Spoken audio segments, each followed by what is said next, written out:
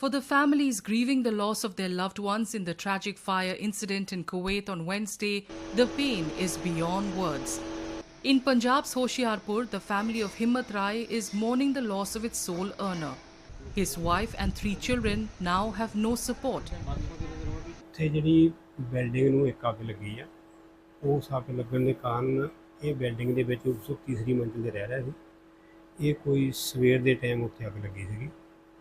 ਅੱਗ ਲੱਗਣ ਤੋਂ ਬਾਅਦ ਜਿਹੜੀ ਅੱਗ ਦਾ ਧੂੰਆਂ ਉੱਪਰ ਰੂਮ ਦੇ ਵਿੱਚ ਗਿਆ, ਉਹਦੇ ਨਾਲ ਇਹਨਾਂ ਬੰਦਿਆਂ ਨੂੰ ਸਾਹ ਲੈਣ ਦੇ ਵਿੱਚ ਦਿੱਕਤ ਆਈ ਹੈ ਅਤੇ ਕੁਛ ਬੰਦੇ ਉੱਥੋਂ ਬਾਹਰ ਨਿਕਲਣ ਦੀ ਕੋਸ਼ਿਸ਼ ਵੀ ਕੀਤੀ ਹੈ।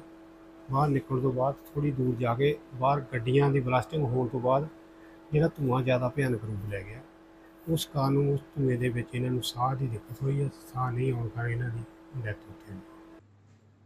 In Gorakhpur, Uttar Pradesh, Angad Gupta's family is in a similar predicament.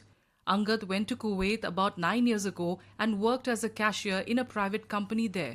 He too was the sole earner of his family. हम ड्यूटी पे थे, ड्यूटी पे घर वालों का फ़ोन आया। घर उस समय तो नहीं बताएगा, फिर किसी तरह घर पर आए हम तो घर पे पता चला ऐसा ऐसा बात है। फिर पता चला कि एमबीसी से फ़ोन आया था, तो ऐसा बात पता चला कि भाई साहब दुनिया में रहने।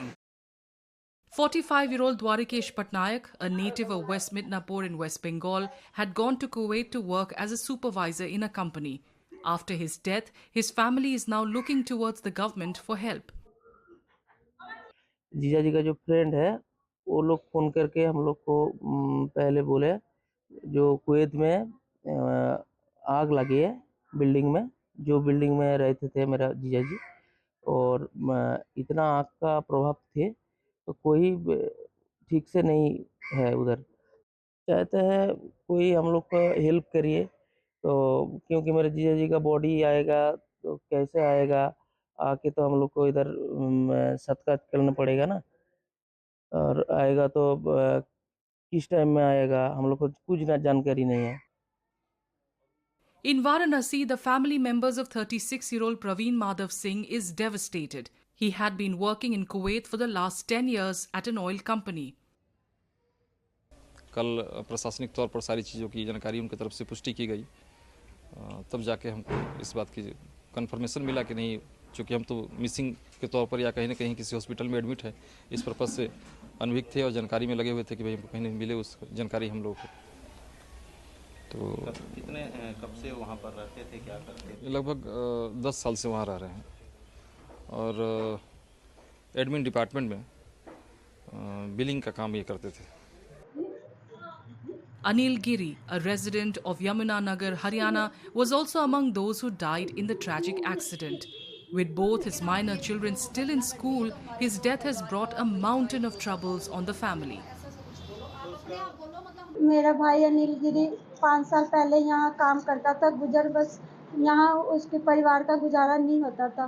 फिर ये कमाने के लिए बाहर गया कुवैत, और हमें नहीं पता था कि उसके साथ ये हो जाएगा। मेरे मामा है, छोटे मामा, उनकी डेथ हो गई है और उनके छोटे छोटे बच्चे हैं। मैं ये चाहती हूँ कि सरकार उनके बच्चों की मदद करे, उनका घर का गुजारा हो जाए।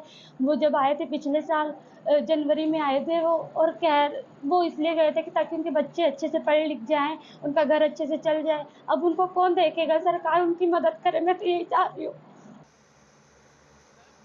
An Indian Air Force flight carrying the mortal remains of the 45 Indians who died in the fire landed at the Cochin International Airport around 10:30 a.m. on Friday. Of them, remains of 31, 23 from Kerala, 7 from Tamil Nadu and 1 from Karnataka were received at the Kochi airport, while the others were brought to Delhi. Among the 49 people that were killed in the fire, 45 were Indians and the remaining Pakistani, Filipino, Egyptian and Nepali nationals. The building in southern Kuwait's Mangaf area housed around 195 migrant workers.